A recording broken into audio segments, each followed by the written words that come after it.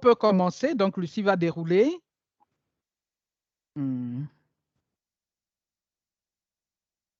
Donc, voilà les objectifs de notre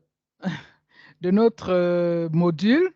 C'est que vous puissiez avoir la définition des concepts clés, genre, sexe, égalité des genres, et comprendre en quoi le genre peut affecter les violences envers les enfants, et pourquoi expliquer l'intégration de la dimension de l'égalité de genre dans la protection de l'enfant en situation d'urgence, et puis décrire les étapes à suivre pour assurer cette intégration de la dimension genre dans la protection de l'enfant en situation d'urgence.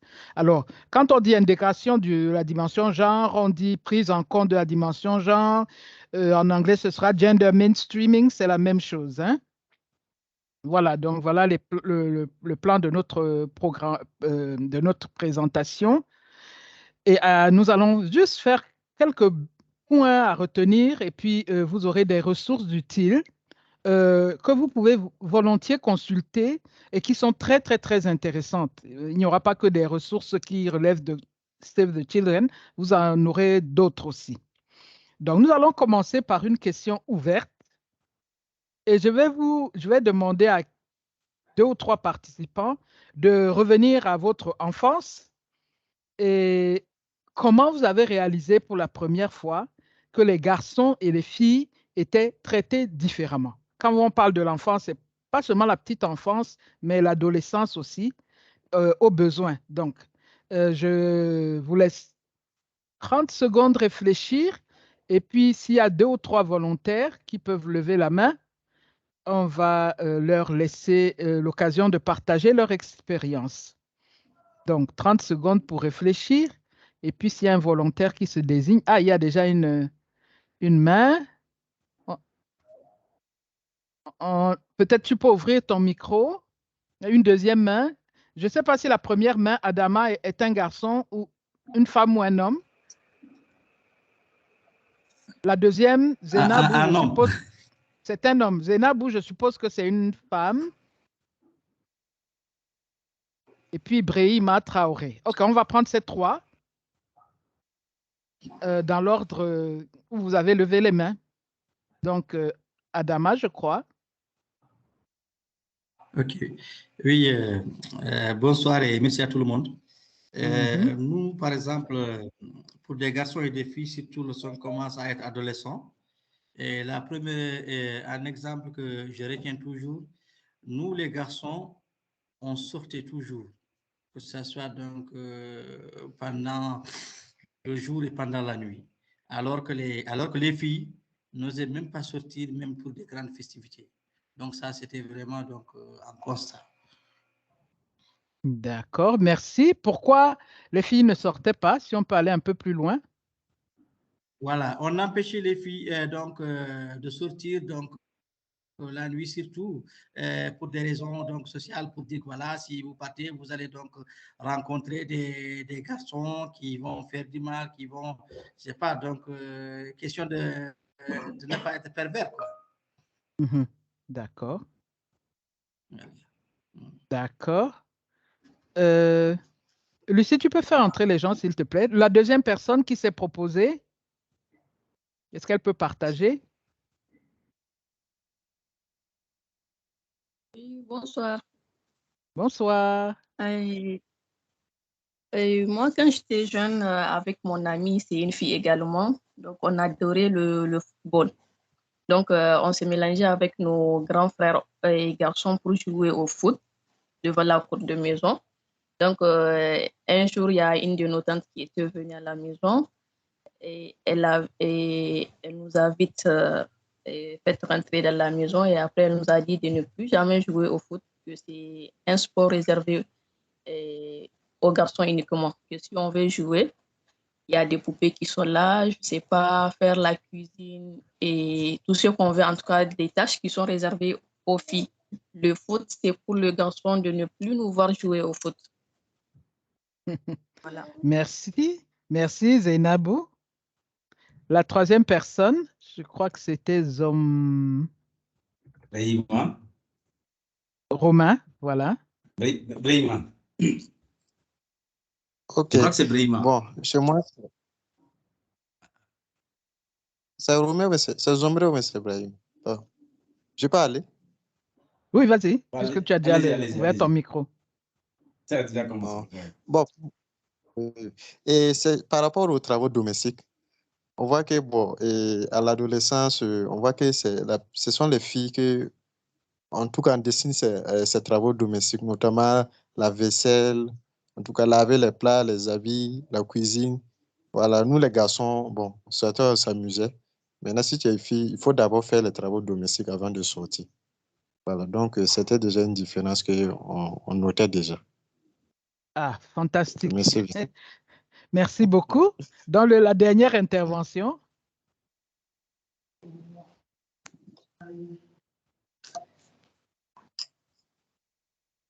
Il y avait la dernière personne qui voulait aussi parler. C'était Brahima, je crois.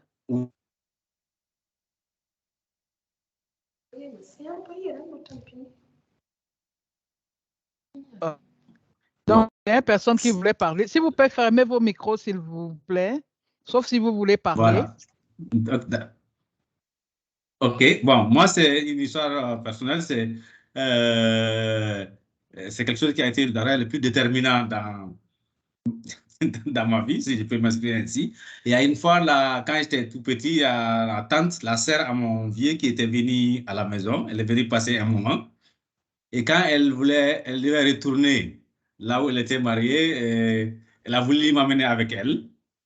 Et mon vieux a protesté. Elle dit non, je préfère te donner une fille, une de mes filles, que tu ailles avec la fille. Je préfère cela qu'un garçon.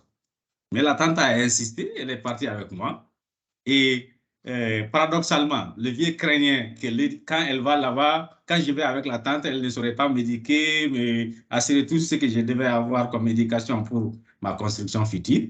Et au contraire, quand j'ai été chez elle, c'est elle qui s'est occupée de moi, de toutes mes études, jusqu'aujourd'hui où j'ai eu la maîtrise et que je travaille depuis 20 ans. Et contrairement à ceux qui étaient restés dans la famille paternelle, et rares sont ceux qui ont passé le niveau cycle primaire.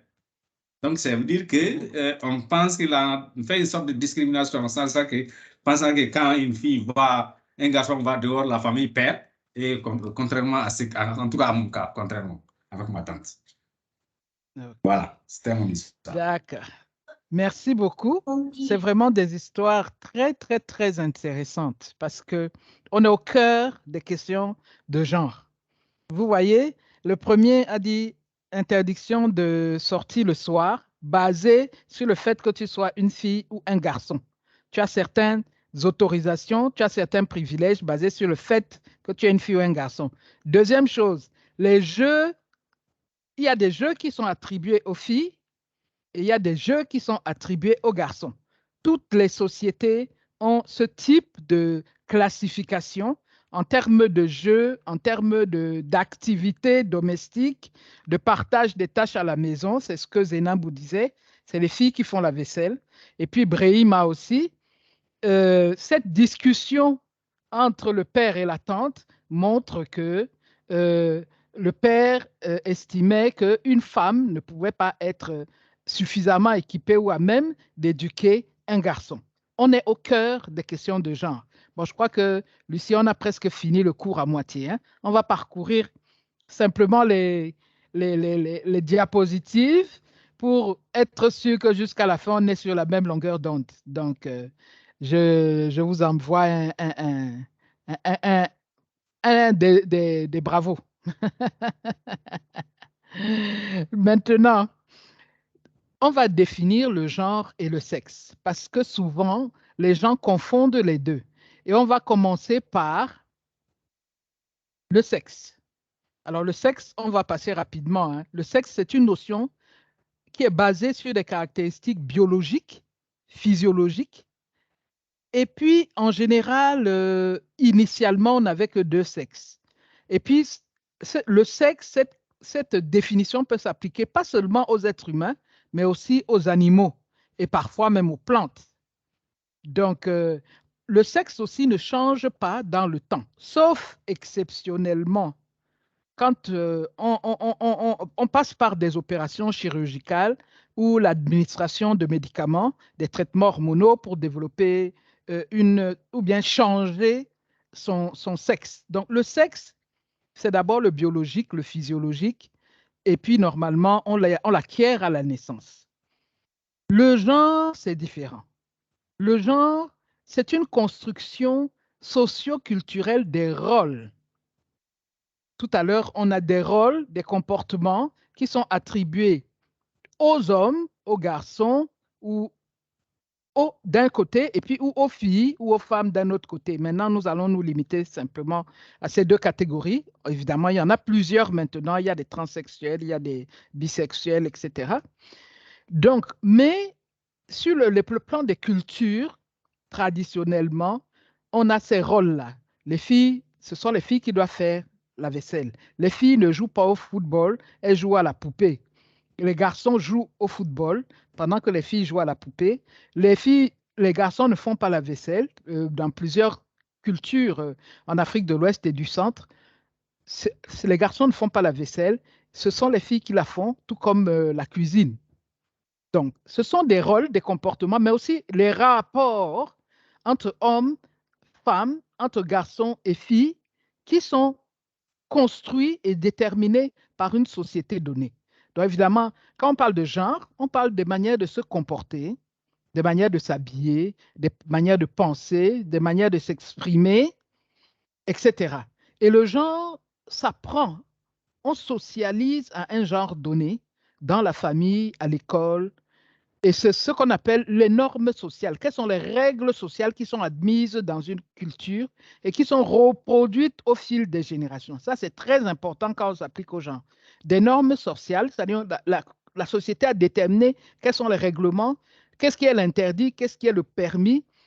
Et ce sont ces modèles qu'on transmet de génération en génération au sein des familles, au sein de groupes de socialisation, etc. Les rapports de genre découlent des relations de pouvoir dans la société. Donc ça, c'est important.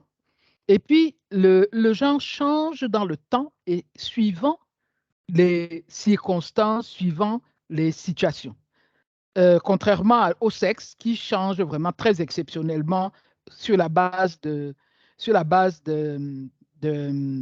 comment dire, le sexe change sur des en ayant des interventions un peu plus exceptionnelles, chirurgicales, etc., etc. Donc, le genre est dynamique. Donc, c'est ce que nous voulons dire comme définition. Le genre est une construction socio-culturelle, alors que le sexe est reçu à la naissance et puis exceptionnellement, on peut le changer. Alors, qu'est-ce que l'égalité des genres? L'égalité des genres, c'est l'égalité des droits, d'accès aux ressources, l'égalité de chance pour différentes catégories de la population, c'est-à-dire pour les femmes et pour les hommes, pour les filles et les garçons, que tous bénéficient pleinement de leurs droits, de leurs opportunités et des ressources. L'égalité de genre, dans l'égalité de genre, ou lorsqu'on a une égalité de genre, aussi bien les elles et les ils et tous les autres ne sont pas gouvernés ou limités dans l'accès aux droits par le fait qu'ils soient nés hommes ou femmes. C'est pour ça que plusieurs constitutions mettent tous les hommes, y compris hommes, femmes et hommes de sexe masculin, sont égaux. La plupart des constitutions dans le monde le disent. Mais l'égalité de genre ne veut pas dire que les femmes et les hommes sont identiques. D'accord? On passe au suivant. Donc ça, c'est ce qu'on appelle l'égalité de genre, l'égalité de droits, de ressources et de chances entre hommes et femmes. Maintenant, la violence basée sur le genre, ça, vous l'avez déjà vu, mais c'est juste un rappel. On l'a défini comme étant l'ensemble de tous les actes ou tout acte préjudiciable infligé à une personne contre son gré et fondé sur les différences sociales entre les hommes et les femmes. Donc, les violences basées sur le genre comprennent tous les actes qui causent un préjudice ou des souffrances physiques, psychologiques ou sexuelles et la menace de tels actes ou la contrainte ou d'autres privations de liberté, que ce soit dans la sphère publique ou dans la sphère privée. Donc, quand on parle de violence basée sur le genre, ça peut être au niveau physique, psychologique, sexuel ou légal. Donc, quand on parle de violence basée sur le genre, les femmes et les filles, on va remarquer que les femmes et les filles sont touchées de manière disproportionnée par les VBG parce que souvent elles sont plus exposées et plus vulnérables. Mais il n'y a pas que les femmes et les filles qui sont vulnérables aux violences sexuelles basées sur le genre et basées sur le genre. Les enfants et les filles, les garçons et même les hommes peuvent être aussi victimes de violences basées sur le genre. Donc, on passe au suivant, c'est un rappel. Pourquoi doit-on se préoccuper de la question du genre, de l'égalité de genre en situation d'urgence? Suivant, parce que en situation d'urgence, en temps normal, on a déjà cette différence d'accès, cette différence de ressources, mais en situation d'urgence, les différences de genre sont exacerbées.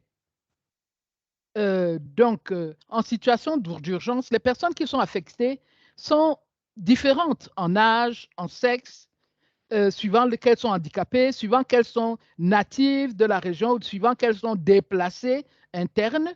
Donc, dans une situation du genre, on va se rendre compte que les inégalités de genre sont exacerbées.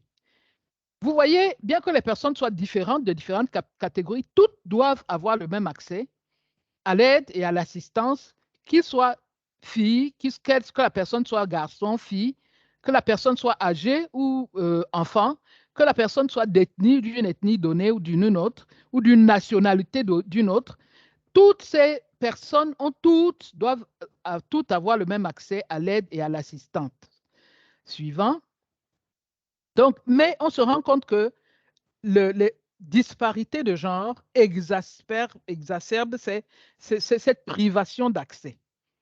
Donc, pour revenir dans notre région de l'Afrique de l'Ouest et centrale, on va se rendre compte que c'est important de prendre en compte le genre, d'abord parce que les enfants sont très touchés dans les situations d'urgence. Un enfant sur 5 dans le monde, d'abord, qui vit dans une zone de conflit et vit en Afrique. Donc, c'est une grande proportion d'enfants qui vit en zone de conflit, qui est résident en... Et ensuite, on se rend compte que dans tous ces conflits, un conflit sur 3, un tiers de ces conflits implique la violence sexuelle contre les enfants. Dans les situations de conflit, les enfants sont particulièrement exposés au risque ou à la réalité d'une violence sexuelle. Ensuite, il y a un autre point qui est important, la réalité du mariage d'enfants en Afrique de l'Ouest et du Centre.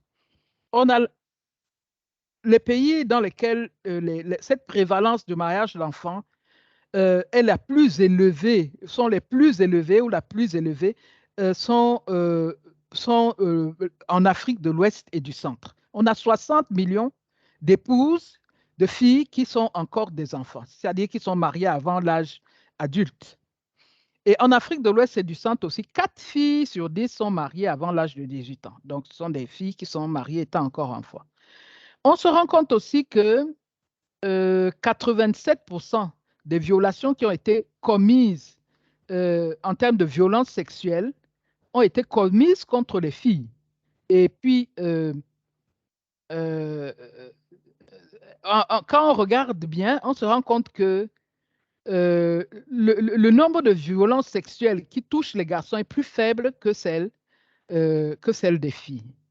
Donc, ça sont des proportions qui justifient aussi que nous puissions nous pencher sur les cas de violences basées sur le genre. Pourquoi c'est important, l'approche genre dans la protection de l'enfant en situation d'urgence? Parce qu'il faut que nous puissions nous assurer que les différentes personnes en situation d'urgence accèdent et jouissent de leurs droits humains. Ensuite, c'est important parce que aussi bien les filles, les femmes, les enfants, la petite enfance ou la grande enfance, ou les jeunes, les adolescents doivent jouir, que ce soit la fille ou le garçon, ils doivent jouir des mêmes opportunités, ils ont les mêmes droits et ils ont les mêmes obligations. On a les détenteurs d'obligations ont les mêmes obligations envers ces différentes catégories de personnes. Et il y a des sujets particuliers comme l'accès à l'éducation. Ces personnes, même en situation d'urgence, doivent avoir un accès égal à l'éducation. Pas seulement les garçons, mais aussi les filles. Accès aussi à l'indépendance financière et au partage des responsabilités familiales. En situation d'urgence, les responsabilités familiales peuvent peser d'une manière très lourde sur une catégorie, soit les hommes, soit les femmes, soit les enfants. Et on doit s'assurer que ces disparités n'existent pas. Et puis, en situation d'urgence, aussi bien le garçon, la fille que l'homme et la femme doivent être libres de toute forme de coercition, d'intimidation ou de violence. Et chacune de ces personnes doit être en mesure de prendre des décisions qui la concernent individuellement ou collectivement, la santé, la sécurité, et choisir, avoir des choix. Donc ça, c'est pour ça que l'approche genre est importante. Il est important qu'on l'intègre dans la protection de l'enfance en situation d'urgence. Suivant.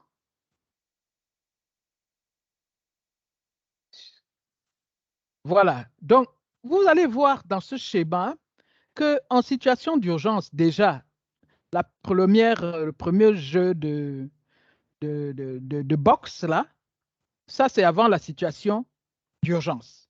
Même déjà avant la situation d'urgence, on se rend compte que l'accès à l'éducation ou bien l'accès à la prise de décision, c'est différent, aussi bien chez les hommes que chez les femmes.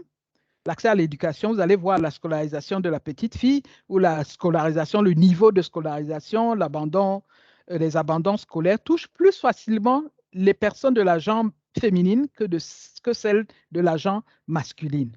Et puis, on se rend compte aussi que même déjà avant la crise, il y a des normes culturelles qui sont néfastes dans plusieurs sociétés. Quand on parle du mariage précoce, quand on parle des mutilations génitales féminines, quand on parle de l'accès, le droit au vote, etc., l'accès à la participation, à la prise de décision, vous allez vous rendre compte que dans nos sociétés en Afrique de l'Ouest et du Centre, ces inégalités de genre existent déjà même avant les crises.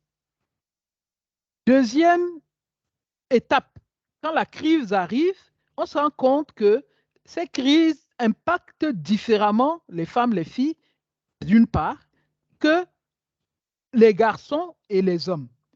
On va se rendre compte qu'il y a une plus grande insécurité pour les femmes et les filles. Vous avez vous rappelé l'exposition à des choses comme des viols, des mariages précoces.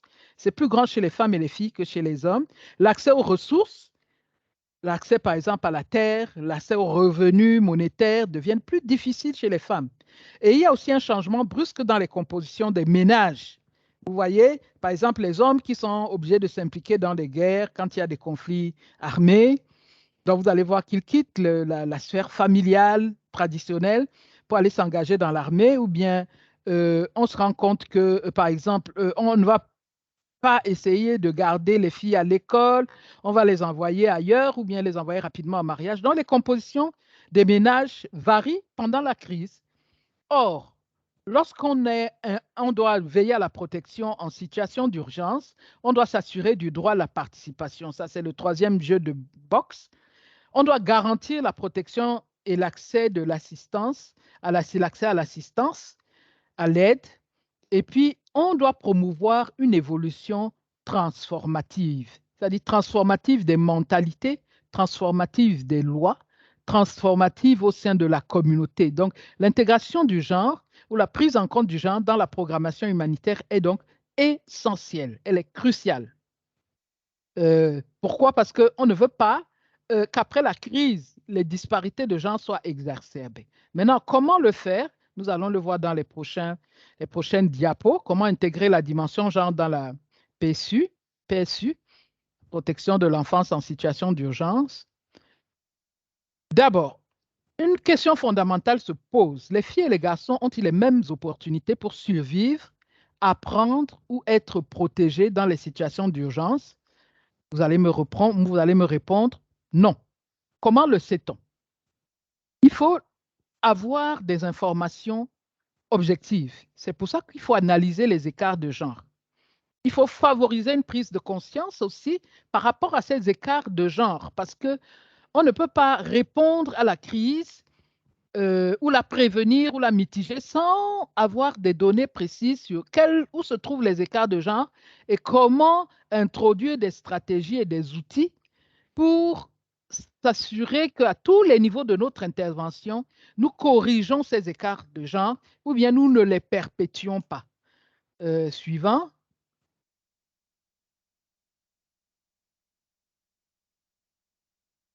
Donc, on va revoir en résumé les différentes étapes qu'on suit souvent, vraiment très schématiquement dans le cycle du projet, hein. S'il vous plaît, veuillez fermer vos micros, s'il vous plaît. Donc, il y a la préparation.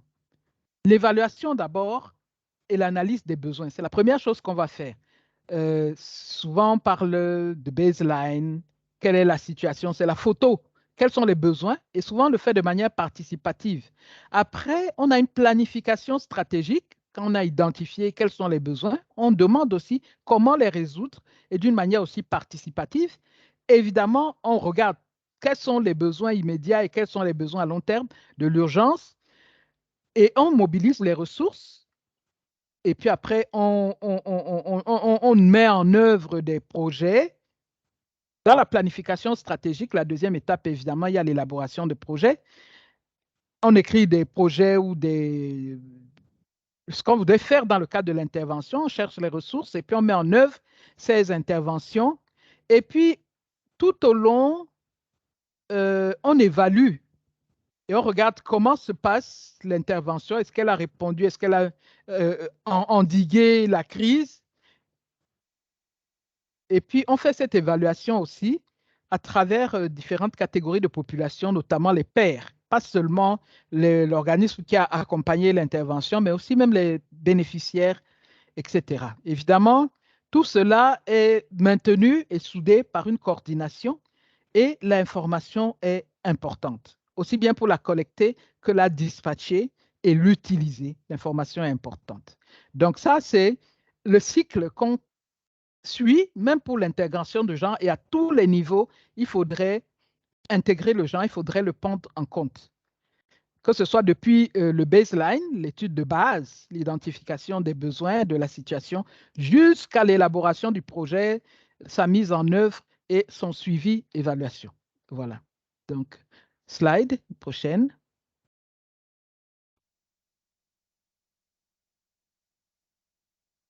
Donc, dans la première étape, l'identification du projet, on mène systématiquement des analyses suivant l'approche genre. On va se poser différentes questions. Quel est le rôle et la place des femmes, des hommes, des filles et des garçons dans ce projet? Comment répondre à leurs besoins? Évidemment, il faut s'assurer, pour une prise en compte du genre, notre boussole, c'est s'assurer que nous réduisons les inégalités de genre, c'est-à-dire entre femmes et hommes, filles et garçons, et d'autres groupes vulnérables.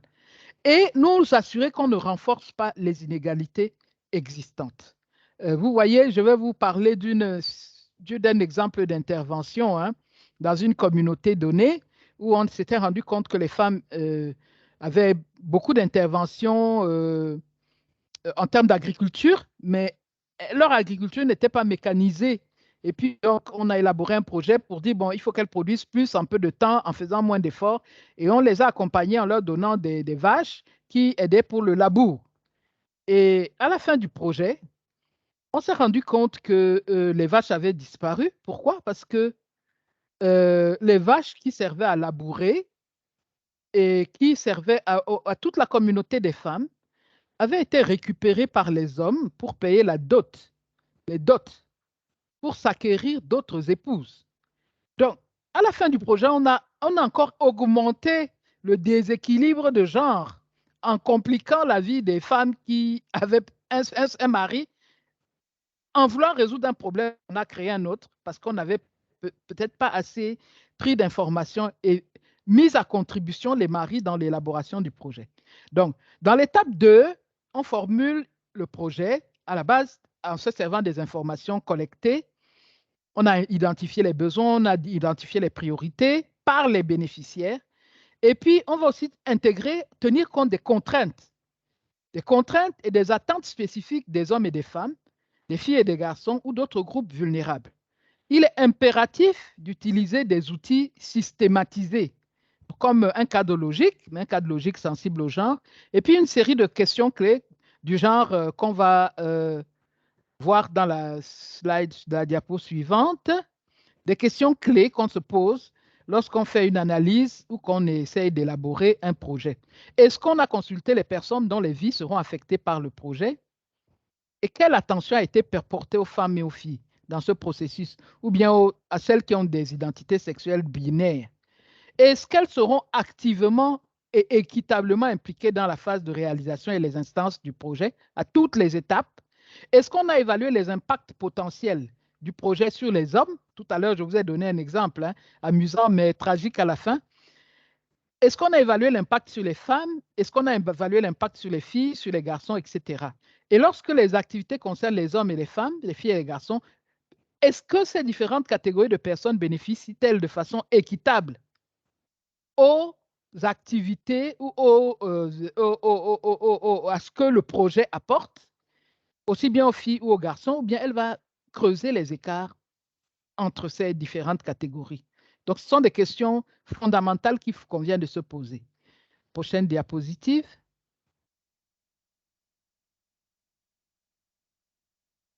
Et puis, on regarde aussi l'intégration du genre dans la mise en œuvre du projet. Comment ce projet affectera-t-il les relations entre hommes et femmes, filles et garçons? Est-ce que des mesures seront prises pour favoriser l'accès des femmes et des filles à l'information? Parce que souvent, elles n'ont pas accès à l'information ou aux activités. Est-ce qu'elles ont les moyens de communication appropriés? Si on dit qu'on va communiquer, par exemple, sur le transfert de cash à partir de téléphones portables, est-ce qu'elles ont des téléphones? Si elles ont des téléphones, est-ce qu'elles ont des téléphones qui leur donnent accès à Internet, par exemple? S'il y a, par exemple, des groupes WhatsApp. Est-ce qu'il y a des activités qui sont prévues pour sensibiliser les hommes et faire évoluer leur comportement et leur mentalité, surtout la mentalité? Est-ce que les leaders, que ce soit les leaders hommes et les leaders femmes de la communauté, sont identifiés et ont été impliqués ou seront impliqués dans le projet? Est-ce que des mesures ont été prévues pour les inciter à influencer la communauté, à promouvoir l'égalité hommes et femmes? En parlant des relations, je vais donner un autre exemple. Dans une intervention qui a eu lieu en milieu de réfugiés, un camp de réfugiés, donc on voulait autonomiser économiquement les femmes et on leur a proposé différentes activités. C'était des réfugiés dont les hommes étaient initialement éleveurs, dont ils ont perdu leur troupeau. Et puis une organisation internationale s'est intéressée aux femmes. Donc, elles ont vu quelles activités les femmes pouvaient mener. On leur a enseigné la couture, on leur a enseigné la confection de beignets, on leur a enseigné comment l'agriculture, etc. Donc, en enseignant comment préparer des beignets que les femmes pouvaient vendre au sein et en dehors du camp des réfugiés, cette organisation n'avait pas tenu compte du fait que les hommes, pendant ce temps, n'avaient particulièrement rien à faire. Il n'y avait plus d'autres sources de revenus. Ces bergers avaient perdu leurs troupeaux. Et puis, quand les femmes ont commencé leurs activités, les hommes ont commencé, on voulait réduire le problème des violences faites aux femmes, mais les hommes ont été un peu plus violents parce que les femmes avaient acquis un pouvoir monétaire. Évidemment, c'était émancipé un peu plus psychologiquement, aussi bien monétairement que psychologiquement. Ça a affecté négativement les rapports au sein des couples et au sein des ménages. Alors, au lieu de faire diminuer la violence en autonomisant économiquement les femmes, ça a augmenté la violence au sein des couples. Donc, c'est pour ça qu'il faut clairement et très sérieusement répondre à la question comment le projet affectera-t-il les relations entre les hommes et les femmes au sein du ménage et à l'extérieur du ménage. Est-ce qu'il y aura peut-être des agressions du fait que les femmes n'ont plus d'argent quand elles vont aux toilettes communes? Par exemple, ça c'est un type de violence nouvelle qu'on pourrait voir ressurgir au sein de la communauté parce que les femmes ont plus d'argent ou plus de revenus que les hommes. Donc voilà pourquoi la prise en compte du genre dans la mise en œuvre du projet est fondamentale. Bon, je ne vais pas m'arrêter à l'histoire négative. Quand le projet a voulu corriger cette disparité ou ce fossé qui avait été creusé entre les hommes et les femmes, on a associé les hommes à la confection des beignets. Donc, les hommes qui initialement ne préparaient pas, ne faisaient pas la cuisine, ont été associés à cette confection de beignets. Donc, ils n'étaient plus passifs et puis ils se sentaient aussi comment dire, impliqués, partie prenante de cette génération, de fait de générer des revenus monétaires, et ça les a revalorisés, contrairement à ce que cette perte d'estime de soi qu'ils avaient perdue pendant la guerre, pendant le déplacement, et du fait d'être des réfugiés et d'avoir été dépouillés de leur cheptel. Voilà. Diapo suivante. Donc, ça, c'est c'était l'étape 3, le genre dans la mise en œuvre du projet. Et évidemment, si on prend en compte le genre, il faudra s'assurer aussi qu'on fait le suivi de ce qui se passe tout au long du projet. Depuis l'analyse des besoins jusqu'à l'élaboration du projet, sa mise en œuvre, etc. Il y a différents outils qu'on peut utiliser. À Save the Children, nous en avons plusieurs. Mais il y a des outils de base qu'on peut utiliser, comme celui-là, qui est une matrice d'analyse genre, qu'on peut utiliser à toutes les étapes du projet. Et vous avez d'un côté dans les colonnes les différentes catégories de population et les différents niveaux de prise en compte comment dire, de la proportion, de l'étendue de la communauté. Par exemple, le ménage. Vous avez les hommes d'un côté, vous avez les femmes, vous avez mais aussi les filles. Ici, on tient compte de l'âge, les garçons. Il y a d'autres catégories de genre. Par exemple, les personnes qui vivent avec un handicap, les minorités ethniques, on peut le mettre aussi, on peut ajouter autant de lignes qu'on veut. Mais qu'est-ce qui se passe aussi au niveau du ménage? Par exemple, lorsqu'on veut décrire les tâches, le travail qui est élaboré, on va remplir les différentes tâches, on va remplir le temps mis, on va remplir les ressources dont ils disposent, que ce soit les ressources matérielles ou les ressources financières. Par exemple, si on prend le travail de la terre, ils ont des outils, ils ont le terrain, etc. Et puis, on va noter aussi à côté les facteurs culturels qui expliquent les différences ou qui influent sur les disparités de genre. Ça, c'est une matrice simple. Il y a des outils beaucoup plus détaillés, comme l'horloge du travail, comme des outils qui mesurent aussi la distribution de la prise de décision aussi bien dans le couple, dans la communauté. Il y a aussi des outils qui mesurent comment dire, les revenus économiques, etc., etc. Donc, la participation à la prise de décision. Donc, ça, c'est un outil basique qu'on peut raffiner ou qu'on peut éclater suivant nos besoins. Diapositive suivante. Donc, quelques questions aussi à prendre en compte pour évaluer le genre ou pendant qu'on intègre le genre. Il faut qu'on s'assure que pendant qu'on élabore nos projets, qu'on ait des indicateurs sensibles au genre. C'est-à-dire que ces indicateurs permettent de mesurer les différences qui sont faites entre la situation des hommes, la situation des femmes, la situation des filles, la situation des garçons. Par exemple, lorsqu'on demande des indicateurs sensibles au genre, on élabore des indicateurs qui sont désagrégés par sexe automatiquement. Bon, dans Save the Children, on le fait automatiquement. Désagrégés par âge, parce que nous sommes concentrés sur les enfants. Désagrégés par catégorie, par exemple par ethnique, s'il y a des minorités ethniques. Désagrégés aussi pour identifier des besoins spéciaux, tels que les personnes qui vivent avec un handicap, etc., etc. Alors, vous avez des indicateurs quantitatifs. Combien? Quantitatif, c'est-à-dire on compte combien. Qualitatif, c'est-à-dire que c'est de nature à mesurer la qualité de la relation, par exemple, la qualité du rapport. Par exemple, quand on dit, par exemple, au niveau de la prise de décision, concernant, par exemple, la satisfaction des services en santé de reproduction, on va demander qui prend la décision. Quand une femme doit prendre la pilule ou doit prendre un contraceptif, qui prend la décision? Est-ce que c'est la femme ou est-ce que c'est l'homme? Ça, c'est un indicateur qualitatif.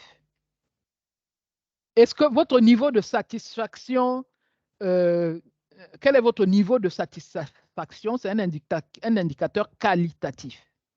Donc, comme je le disais, il y a des désagrégés. Le minimum, c'est désagrégé par sexe, par âge.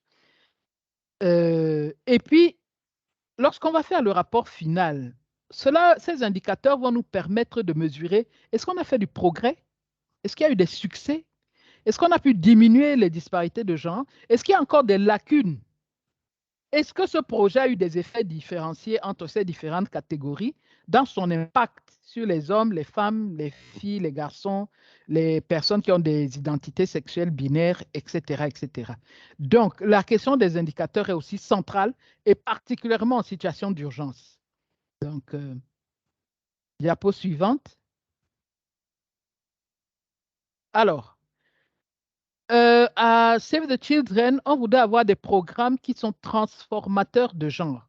On a une échelle en ce qui concerne le niveau de prise en compte du genre qui va du volet très négatif où il y a une intervention qui renforce les inégalités de genre et les stéréotypes associés au genre. Ça, on ne veut même pas avoir ça. Donc, ensuite, il y a un niveau où on ignore les spécificités de genre, c'est-à-dire qu'on fait comme si elles n'existaient pas, volontairement ou inconsciemment. Donc, on maintient le statu quo, c'est ce que l'approche accommodante, ou alors on va vous dire, comment dire, une gender neutre du point de vue du genre. Donc, le vert, l'orange ou le rouge, c'est exclu de nos interventions, surtout en situation d'urgence. On ne peut pas avoir une situation accommodante. Par exemple, lorsqu'on va distribuer les effets de première nécessité, si on a une approche accommodante, on va distribuer des garnitures, des serviettes hygiéniques ou des protections pour les menstrues, aussi bien aux garçons qu'aux hommes, qu'aux femmes, ou alors on n'en distribuera pas du tout parce qu'on ne considérera pas que la femme a des besoins spécifiques en termes de menstrues que l'homme n'a pas. Donc, l'approche accommodante et l'approche exploitante doit être complètement bannie. C'est à exclure totalement. Maintenant, nous voulons avoir des approches au moins sensibles au genre. Au moins sensibles au genre. Mais l'idéal, c'est l'approche transformative de genre. L'approche transformative de genre, c'est-à-dire qu'on modifie les normes et la dynamique qui sont fondées de genre, qui sont inéquitables. Cela se fait en renforçant ou en créant des systèmes qui soutiennent l'égalité de genre. Et quand on parle de transformative, si vous devez retenir quelque chose, c'est que notre approche qu'on va appliquer va transformer les causes profondes des inégalités de genre. Lorsqu'on fait l'arbre à problème, on demande pourquoi, jusqu'à arriver à la racine profonde au niveau où on ne peut plus descendre plus bas. Les causes profondes, ce sont des causes qui sont liées aux idéologies, aux croyances. Les causes profondes, ce sont des causes qui sont liées à la religion. Ce sont des causes qui sont liées, par exemple, à des questions de ressources financières ou de ressources matérielles, etc. Donc, ce sont l'approche transformative de genre s'attaque à ces causes profondes de l'inégalité. C'est-à-dire, on ne voit pas seulement les effets en haut, on ne veut pas agir seulement au niveau des activités avec un impact immédiat. C'est vrai, on est en situation d'urgence, mais il faut aussi envisager l'urgence et le passage au développement. C'est pour ça qu'on va avoir une approche transformative. Il ne faut pas seulement que les idéologies, par exemple, ces tabous qui soutiennent les disparités de genre, soient seulement considérés pendant l'urgence, mais même après. Il faudrait que, par exemple, dans l'exemple que j'ai pris en matière de réfugiés qui, pour avoir des revenus, préparaient et vendaient des beignets, il faut que même lorsqu'ils vont retourner à leur vie normale, que le mari soit capable de faire au moins une petite tâche dans le partage des travaux domestiques. Il a appris à faire des beignets. Il peut continuer à aider la femme à faire les beignets, même lorsqu'ils se trouveront, ils vont retourner à une situation normale. Le but de tout ça, qu'est-ce que c'est? Le but de l'égalité de genre, c'est de meilleurs résultats en matière de développement. C'est le développement durable tout court. L'égalité de genre nous permet d'accélérer l'atteinte vers le développement durable. Et dans le développement durable, vous mettez évidemment tous les objectifs, les 17 objectifs de développement durable. Diapo suivante.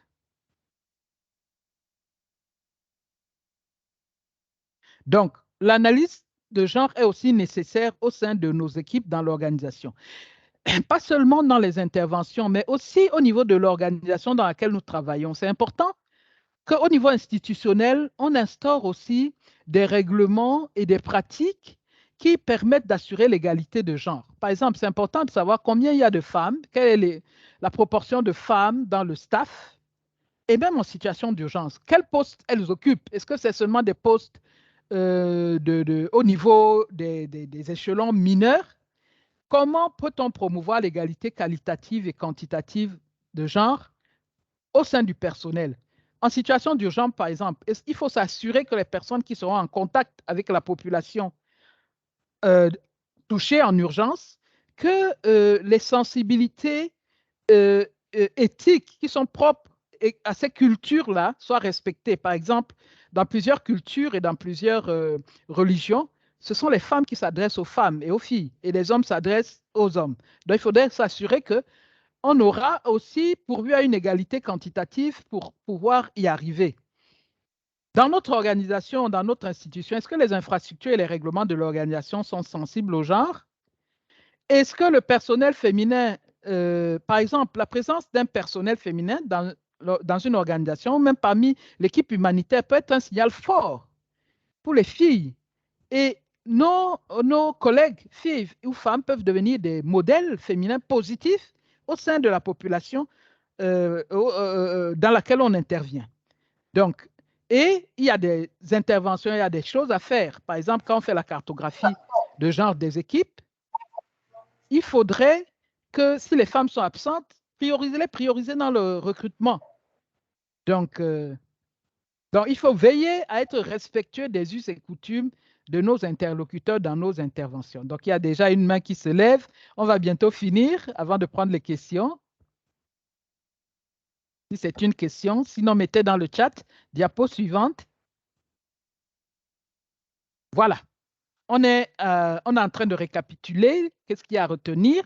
Les programmes sensibles au genre signifient un meilleur ciblage, plus approprié de l'aide et plus de vies sauvées. L'impact différentiel des catastrophes sur les femmes, les filles, les hommes et les garçons est souvent encore négligé, cette différence-là. Mais la réponse humanitaire peut soutenir l'autonomisation des femmes et des filles en s'appuyant sur les opportunités offertes par les bouleversements sociaux qui sont causés par la situation d'urgence. Donc, on peut voir de nouveaux rôles sociaux, de nouveaux rapports entre les hommes et femmes se reconstruire dans ces programmes transformateurs de genre. Donc, c'est impératif de s'attaquer au problème d'inégalité entre les sexes dans le travail humanitaire. Ignorer cela constitue une menace pour l'efficacité de la réponse humanitaire.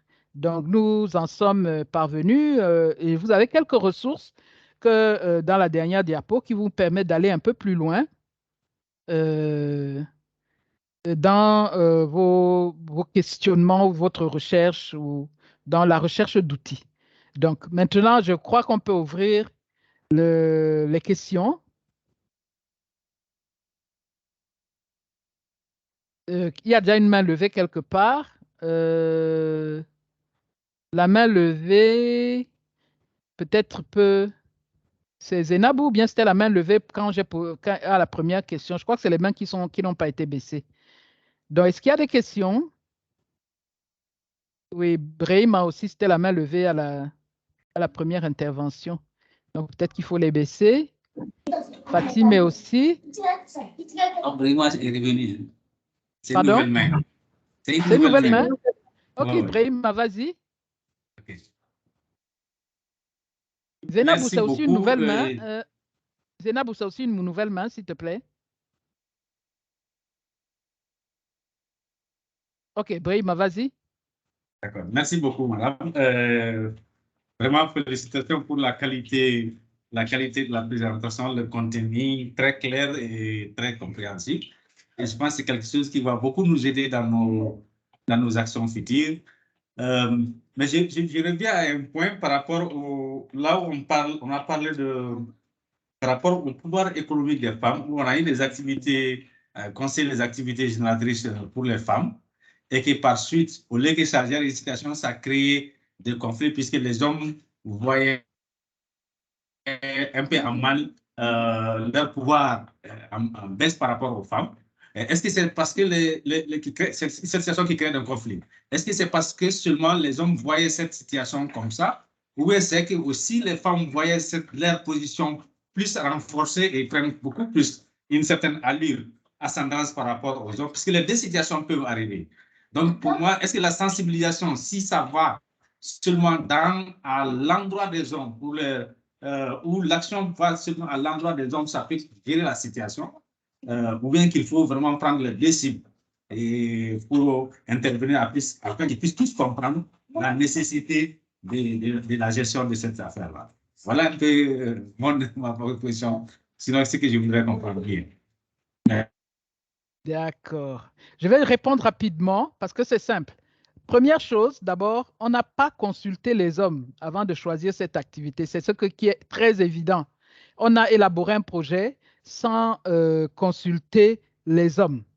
Si c'était participatif, on allait leur dire quelles sont les solutions que vous pouvez trouver, quelles sont les solutions que vous identifiez pour vous permettre d'avoir des nouvelles sources de revenus. Première chose. Deuxième chose, je crois que les femmes étaient tellement opprimées au sein du couple qu'elles ont découvert que l'argent leur permettait de changer la balance du pouvoir de décision avec leur mari. Et je crois qu'elles en ont un peu, peut-être elles en ont profité, elles en ont joué aussi, parce que tout d'un coup, c'était nouveau. C'était quelque chose qui était simplement nouveau. Donc, je pense que en plus du renforcement économique, la sensibilisation même des femmes devait être faite.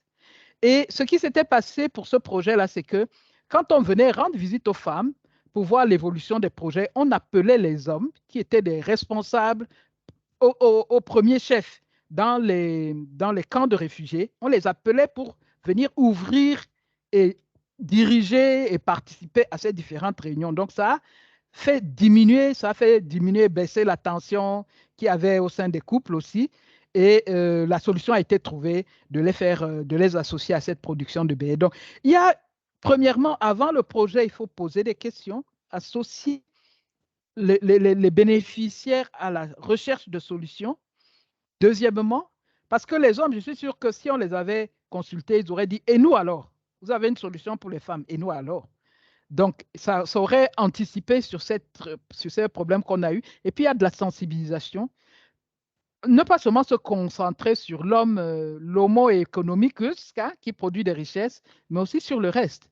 Parce que l'homo economicus, c'est aussi un homme sentimental, c'est le mari d'une femme, etc. Et tenir compte des codes éthiques de ces catégories de population. Parce que dans ces ethnies-là, il y a des codes éthiques, même en termes de comportement, de relations hommes-femmes, de relations au sein du mariage, etc., etc. Donc, il faut s'informer de quels sont les codes ethniques, quels sont les comportements admis, etc., les codes éthiques pour les sensibiliser et voir comment rendre les rapports moins inégalitaires ou plus égalitaires de manière harmonieuse sans casser l'harmonie du couple. J'espère avoir répondu à votre question. Voilà. Merci, c'est bien. Merci beaucoup. Merci. C'est très clair. Brahima. Est-ce qu'il y a une autre question? Il y avait Zainabou et après Fatim.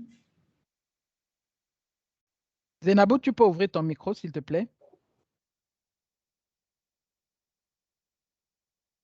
Zainabou, on ne t'entend pas. Tu peux mettre ton micro sur unmute. Bon, sinon, on va passer la parole à Fatim, si elle est prête.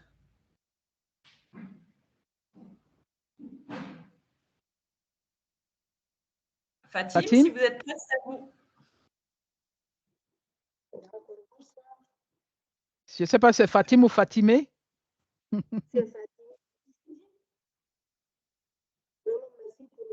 Oui, on ne t'entend pas très bien, s'il te plaît. OK. Bonsoir. Voilà, c'est bon maintenant. Oui, bonsoir. C'est bon. Je disais merci pour la qualité de la présentation qui est vraiment riche. Moi, ma question, c'est vraiment par rapport au genre des enfants transgenres. Parce que la semaine passée, j'ai eu à gérer un cas. C'était un adolescent ou bien une adolescente parce qu'elle a les deux sexes. Maintenant, elle a des difficultés à avoir même des amis. Elle fréquentait les filles parce qu'elle a ses seins. Maintenant, les parents des filles la chassent pour dire que c'est un garçon. Et elle dit vraiment, elle est une fille, elle a choisi vraiment d'être une fille parce qu'elle préfère être une fille parce qu'elle a déjà les caractères sexuels secondaires d'une fille. Mais elle a des difficultés à avoir des amis, elle est toujours stigmatisée. Vraiment, par rapport à ce genre de cas-là, je vais avoir un conseil. Merci. Bon, je pense que c'est un cas qui doit être traité au niveau, pas seulement au niveau de, comment dire, de l'école, mais je crois que c'est bien de pouvoir associer soit une psychologue, soit un médecin qui jouit d'une bonne réputation et qui est accepté, et peut-être associer aussi un responsable religieux, si il y a une communauté religieuse, pour, comment dire, essayer de traiter le cas. Maintenant,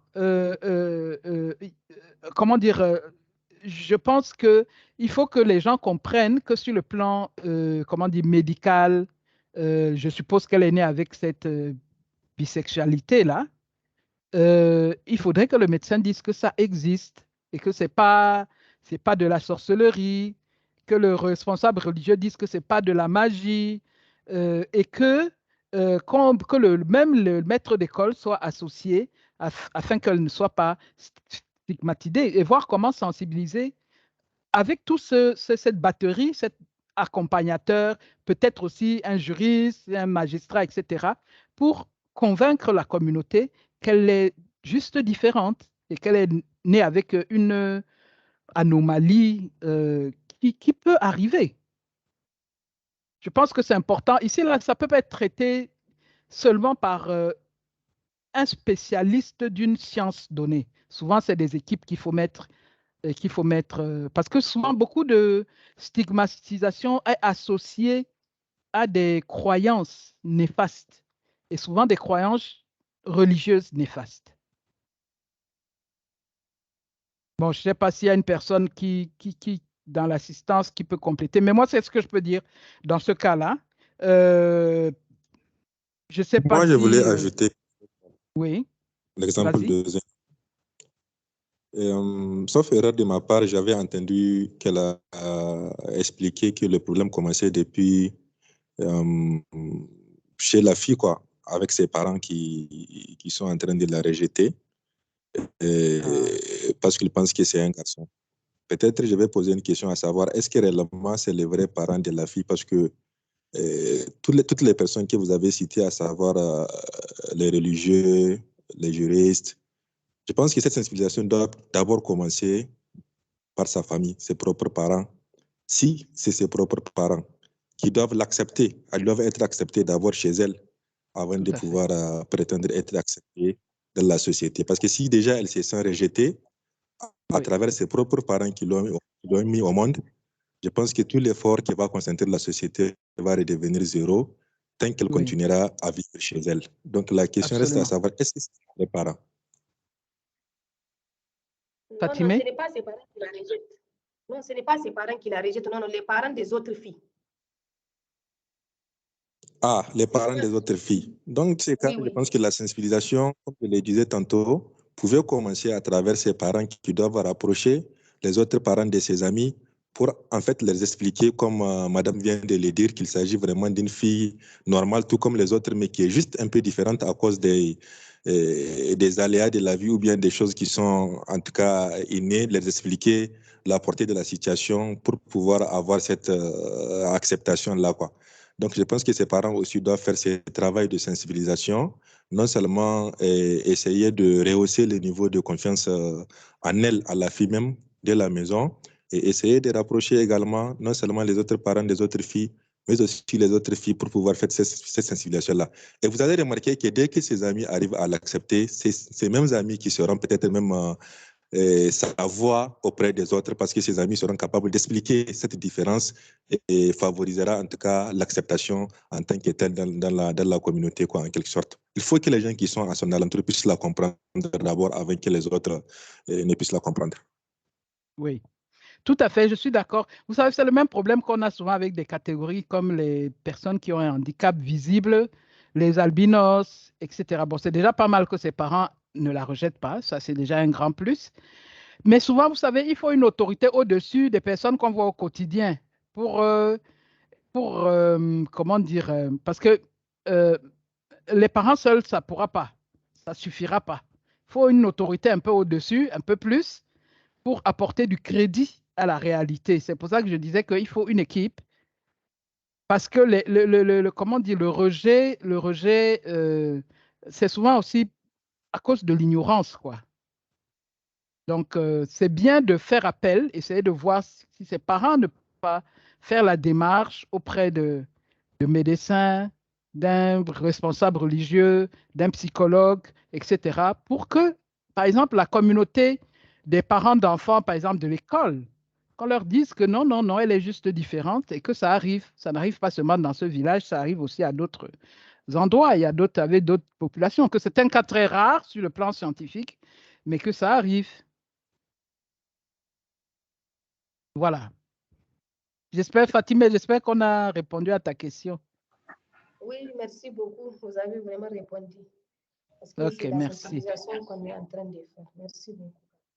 Voilà. Lucien dit, approchez aussi les psychologues et mettre beaucoup l'accent sur les activités de participation des enfants, les activités socio-éducatives incluant l'enfant rejeté avec les autres enfants. Oui, tout à fait.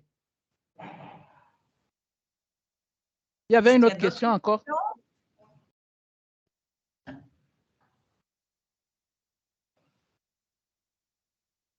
Allô? Lucie, je te remets le... Oui. Oui. Il y avait Ahmad aussi, mais j'avais demandé de développer un peu, qui disait l'intégration transversale du genre dans le fonctionnement des institutions. Alors, je pense que ça renvoie peut-être à nos propres équipes, si je comprends bien, hein, qu'on soit dans une ONG ou dans une institution publique. Hein. Oui. Bon, peut-être je vais répondre un peu à ça. Dans le fonctionnement des institutions, par exemple, à Save the Children, on a ce qu'on appelle les audits de genre. Et l'audit de genre touche, par exemple, à la répartition du personnel, aux structures, aux infrastructures.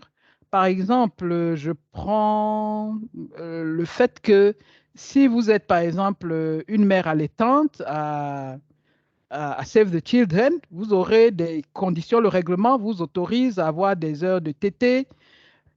Dans certains cas, on peut avoir une salle aménagée où vous pouvez pratiquer l'allaitement pour votre enfant sans être dans un coin discret. Ça peut être aussi, par exemple, dans le règlement, par exemple, dans le recrutement, qu'on privilégie les candidatures féminines. Ça peut être aussi qu'on s'assure qu'il n'y a pas de disparité dans les salaires entre hommes et femmes à toutes les catégories. Donc, lorsqu'on fait l'audit de genre, on identifie où se trouvent les disparités. Je prends un exemple, ça peut être un exemple tout bête. Hein. Par exemple, je connais un bureau un bureau Save the Children où il y avait eu une inondation quelque part, et puis à cause de l'inondation, on a dû creuser pour surélever, et puis tout d'un coup, l'accès est devenu un peu plus difficile pour les femmes que les hommes. Donc, ce sont des petits détails, mais ça peut rendre l'entrée incommodante pour les femmes sans que les gens se rendent compte que, bon, ici, là, on a un accès déjà discriminant sur le plan physique par rapport aux femmes parce qu'elles doivent soulever, surtout si vous avez des pagnes qui sont serrées, des jupes serrées, il faut soulever le pied un peu plus que d'habitude. Au risque de déchirer votre habit, c'est discriminant pour une femme. Donc, vous voyez, il y a différentes... Quand on va faire l'audit, on va interroger tout ça, les règlements, la qualité, le nombre, etc. Et puis voir qu'est-ce qu'on doit corriger dans notre fonctionnement. Si on dit qu'on prend en compte le genre, par exemple, dans les ressources humaines, qu'est-ce que ça veut dire? On prend le genre dans les infrastructures, qu'est-ce que ça veut dire? Donc, vous voyez. Donc, il y a une intégration aussi, même dans le fonctionnement des institutions, on doit prendre en compte le genre. OK? Ou si c'est par exemple des organisations, pardon, si c'est des organisations de la société civile, est-ce que dans le comité directeur, à la tête, il y a autant d'hommes que de femmes? Ou bien c'est tout le temps, le président c'est un homme, le vice-président c'est un homme, le secrétaire général c'est un homme, et puis on retrouve seulement la femme au niveau du, je sais pas, des conseillères, je sais pas. Donc c'est ça. Donc, lorsqu'on fait l'intégration du genre, on le fait jusqu'au fonctionnement des institutions.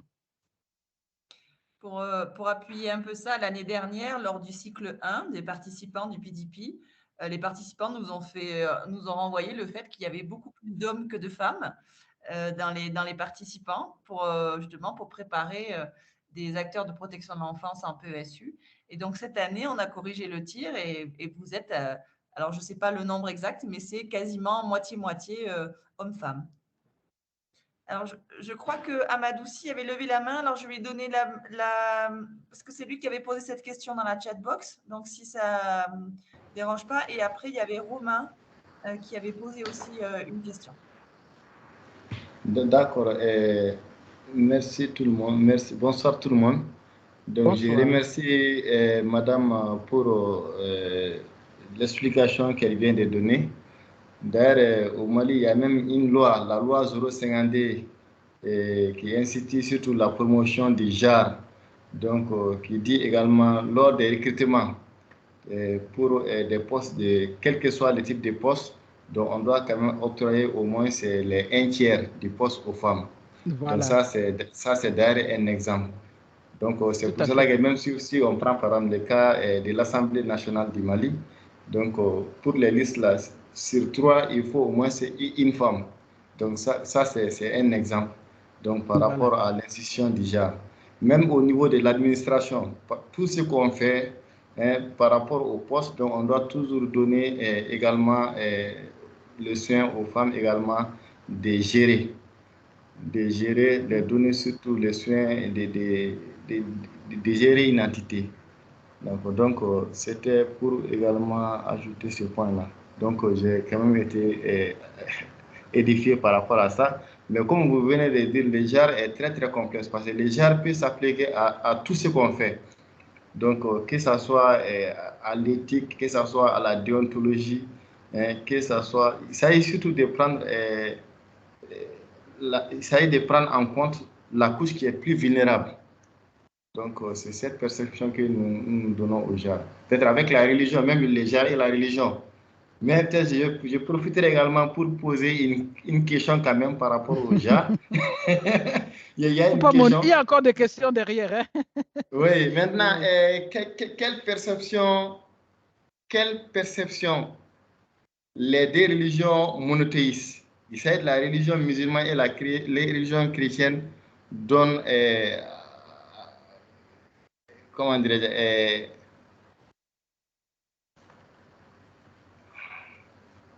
allô? Oui, je vous écoute. Allô? On vous entend. Oui, on vous entend.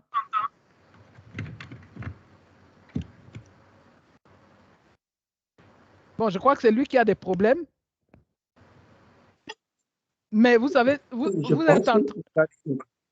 Sa question, c'est une question très sensible. La question de vouloir peut-être assimiler le genre à la religion, je pense que c'est un sujet qu'on ne doit pas se hasarder à rentrer dedans parce que, comme je l'ai dit, chaque religion a sa conception des choses.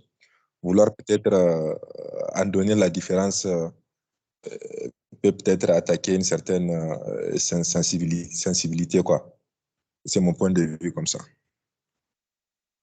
Oui, peut-être, mais je vais dire que, vous savez, la religion ou les croyances sont un des fondements, c'est des racines profondes en termes d'inégalité de genre. Et ce que je vais dire, vous savez, parfois, il y a des interprétations qui sont faites, c'est-à-dire que sur la base de détails qu'on tire, que ce soit dans la religion musulmane ou dans la religion chrétienne, on prend juste un élément et on ne considère pas tous les autres. Vous voyez? Par exemple, je vais prendre dans la religion musulmane le fait qu'on est autorisé à avoir 4 femmes. Mais on a complètement fait taire ce texte dans une des sourates qui dit que si tu prends une deuxième femme, il ne faut pas que le traitement que tu lui donnes soit différent. Il ne faut pas que ça nuise à celui de la première femme. Cette partie-là, on l'ignore parce que c'est rare que tu vois que la personne, la deuxième, c'est-à-dire quand l'homme va prendre la deuxième femme, souvent elle est d'abord pour aller la prendre, c'est-à-dire qu'il a trouvé quelque chose, peut-être, c'est rare que si on demande le consentement de la première femme, elles disent oui. Parce que souvent la deuxième, après la deuxième, là, on néglige la première. Donc vous voyez, on prend seulement une partie, je suis autorisé à prendre au maximum 4 femmes. Mais on a oublié la partie de la sourate qui dit que toutes doivent avoir le même traitement. Et combien de polygames appliquent le même traitement et les mêmes droits à toutes les femmes? Voilà.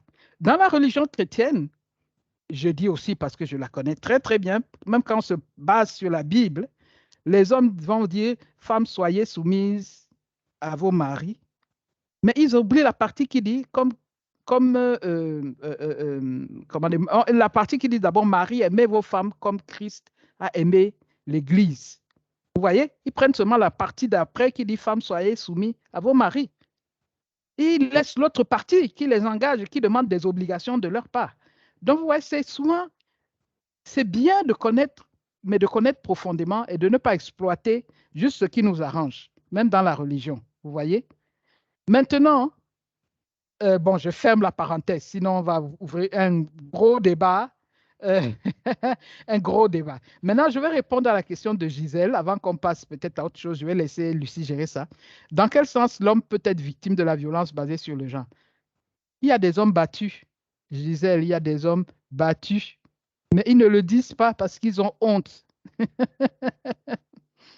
Il y a des violences qui sont des violences, comment dire, psychologiques. Vous savez, nous les femmes, on ne bat pas seulement un homme physiquement. Tu peux lancer une insulte. Il y a des insultes, moi dans ma culture, quand tu dis ça, c'est que tu l'as tué, tu as fait mieux que le battre. Donc, la violence psychologique. Toi aussi, les gens parlent, toi aussi, tu es un homme. Tu parles. Vous voyez, il y a des violences, ils sont victimes de violences. Donc, ils sont des victimes. Bon, dans mon pays, il y a une association même d'hommes victimes de violences. Il y a beaucoup d'associations de femmes victimes de violences, mais il y a une association qui a été montée pour les hommes victimes de violences. Violence, oui, voilà un autre exemple. Lucie parle du recrutement des garçons dans les groupes armés. Oui, ça c'est plus patent, c'est plus, comment dire, c'est plus criard. On choisit les garçons. Et dans la pression familiale aussi, pour amener pour la gestion de l'argent, voilà, dans le fait de ne pas être autorisé à exprimer ses émotions sous prétexte d'être faible. Donc, la violence, elle impacte les garçons et les filles, les hommes et les femmes. On fait un focus sur les femmes parce que les violences auxquelles elles impactent ont plus de conséquences dans la culture et elles doivent être traitées en priorité, mais ça ne veut pas dire qu'il n'y en a pas chez les garçons ou chez les hommes. Hein. Voilà. Alors, je crois qu'il y avait Romain qui attendait depuis un petit moment pour poser sa question. Il a été très patient. OK. Amadou, si tu ouvres des boîtes de Pandore. OK, vas-y. OK, merci. Et ma question, c'était à savoir, pour assurer une bonne promotion du genre, par exemple dans le cas des PSU, est-ce qu'on peut procéder à une déconstruction sociale même, voilà, du genre au sein de notre zone d'intervention? Dans le cas de la PSU. Voilà, est-ce qu'on peut procéder à une déconstruction sociale du genre? Bon, il ne faut pas aller avec des gros sabots, mais ça demande beaucoup de tact. Parce que nous voulons changer des pratiques ou des croyances qui sont contraires au droit.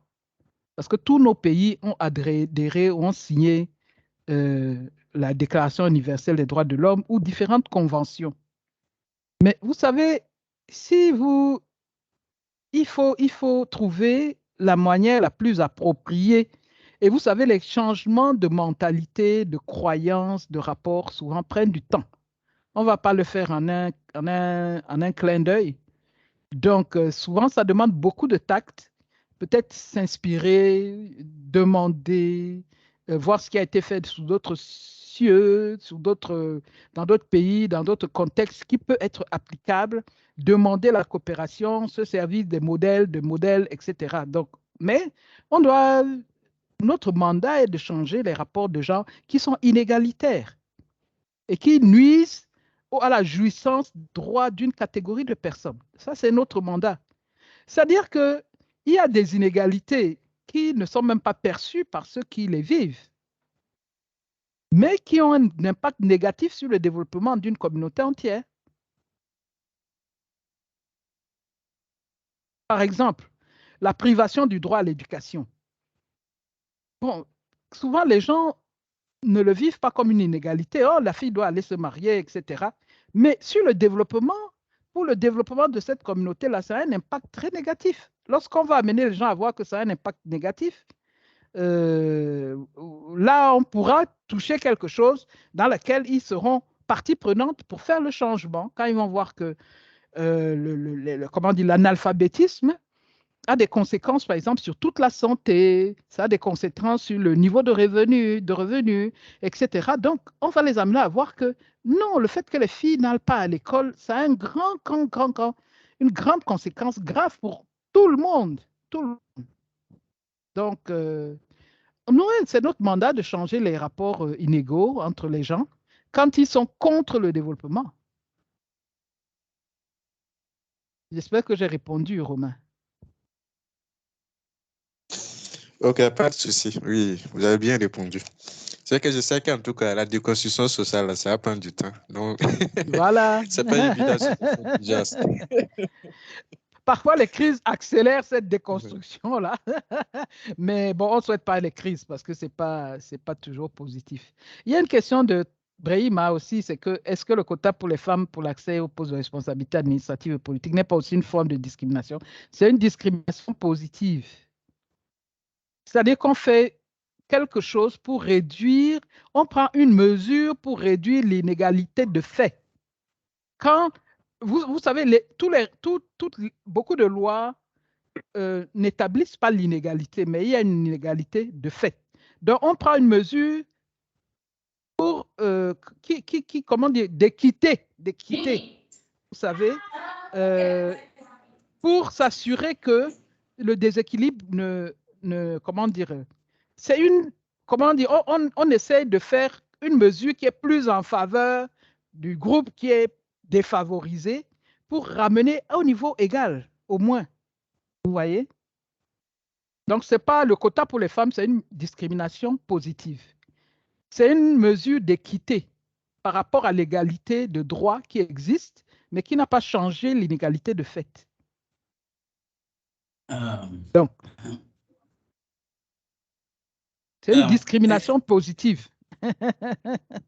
Est-ce que je peux un peu parler? Lucie, s'il te plaît, c'est la dernière intervention, mais comme c'est la suite, je lui laisse là et après on va s'arrêter là. D'accord. Je dis ça, par exemple, dans nos partis politiques, dans la constitution des listes, tu peux trouver que dans une circonscription donnée, il y a beaucoup plus de femmes capables, qui sont compétentes. Mais quand on arrive à la question, les responsables des partis ayant en tête que, bon, il faut un tiers déjà, c'est ce qui est recommandé. Donc, on peut faire en sorte, même s'il y a plus de femmes compétentes, ça peut être donner moins de chances aux femmes en quelque sorte. C'est comme ça que je vois la chose. C'est sur cet aspect. Ils vont faire, bon, déjà, on a atteint les un tiers, ça va, il faut mettre des hommes maintenant. Donc, je pense souvent, ça peut défavoriser les femmes. L'objectif, c'est que ça soit une discrimination positive, mais des fois, le revers peut arriver. Bon, ça, c'est un effet pervers. C'est un effet pervers, c'est un effet secondaire négatif. Exactement. Merci. Bien. Merci. On va arriver au terme de cette présentation. Alors, en général, quand on arrête, les participants peuvent allumer leur caméra, si c'est possible pour eux. On a eu la chance de voir Paulette pendant toute la présentation, donc c'est super. Et pour vous dire aussi que vous allez voir Paulette en vrai très bientôt, puisque la première intervention lors du séminaire sera sur les violences sexuelles basées sur le genre et qu'elle sera animée par Paulette.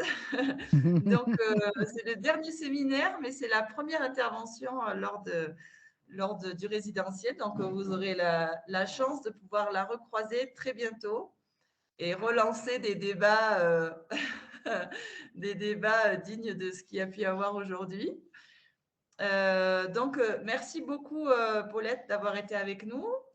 J'aimerais bien qu'il y ait des dames aussi qui mettent leur caméra parce que là, je ne vois que des hommes. Pendant que les dames, voilà, Zénab a mis la caméra. On est là, Lucie, on est là. Je suis là. Zénab est là, Siam est là. Bon, très bien, c'est que je ne les voyais pas sur mon écran. Ah, Lucie, je crois que... Ah, Siam, fantastique. Bonjour. C'est très important, il y a des enfants partout. Bonjour. Voilà, partout il y a des femmes. Ou les matins, bonjour. Bonsoir, bonsoir. Donc voilà, on aura l'occasion de se revoir très bientôt. Voilà.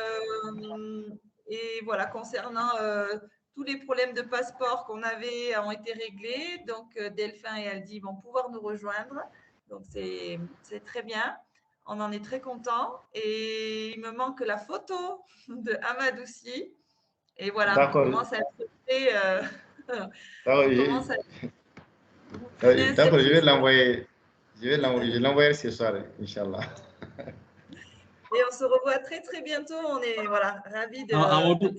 Amadou n'a pas voulu envoyer sa photo parce qu'il est vilain, quoi. Non. Pas de violence verbale. Bonjour Binta. Mais comme il s'agit d'un homme qui a parlé, société était que c'est une femme, on va dire que c'est une violence basée sur les gens. Ah bon, Binta. Bonjour tout le monde, j'espère que vous allez bien. Bonjour. Ah, Lucie, ça va. D'accord, donc à bientôt. On se souhaite à très bientôt. Et voilà. Merci. À très bientôt, Lucie. Bye. Bonne soirée tout le monde. Bonne soirée, bye bye. Bye.